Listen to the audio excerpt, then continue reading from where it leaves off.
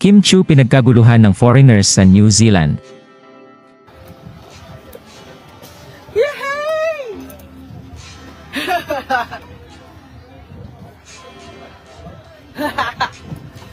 Oh, diba? Oh!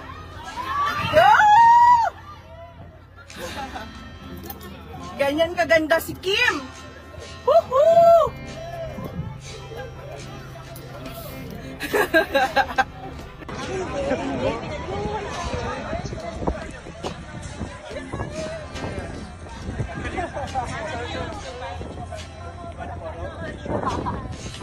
Oh, diba?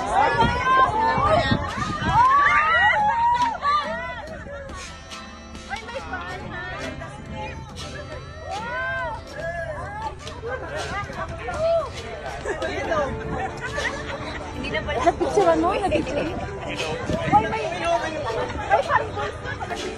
Talaga namang mainit na sinalubong si Kim Chiu sa airport pa lang ng New Zealand dahil maraming kababayan natin na nandoon ang winelcome siya.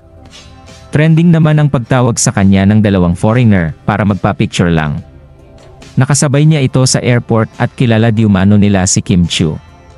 Nagpunta na kasi sa Pilipinas ang dalawa at humahanga sila sa ganda ni Chinita Princess Kim Chiu.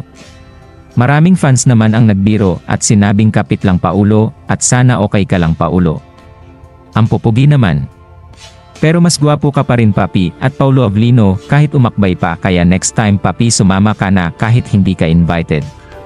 Wala may paakbay pa ang dalawa. In fairness mga pogi din pero mas pogi pa din si papi. Paulo Avellino pa rin wala silang binatbat kay Pau. Love yata yan ni Kimi si Pau at loyal yan pag nagmahal si Kimi. Don't you worry Pau, iyo pa rin ang heart ni Chinita Princess.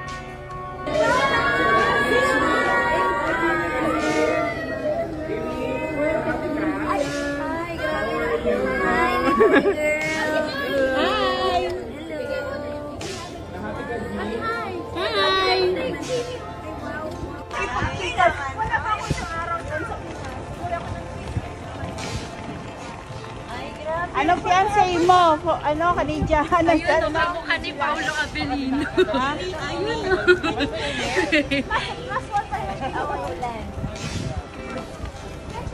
Idol niya si Paulo eh. Tignan mo. Ayun, yung nakapta. Yun yung fiancé niya po. Ay, pwede daw po i-video together.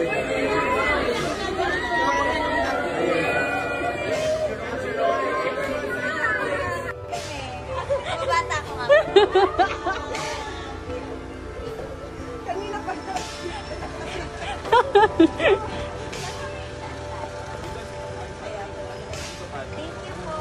Bye-bye, ingat! Ayon naman sa nakakita kay Kim Chiu doon ay glowing ang aura ng aktres at kahit mga taga-ibang bansa ay naintriga sa dami ng taong nakipagpa-picture sa kanya. Samantala, excited na si Kim Chiu na mag-perform sa ating mga kababayan sa New Zealand at makita ang mga kapwa Pinoy doon. Si Paulo naman ay nasa Sultan Kudarat para sa fiesta doon. Anong masasabi niyo sa balitang ito? Comment down below. Maraming salamat sa panonood at huwag kalimutang mag-subscribe for more videos.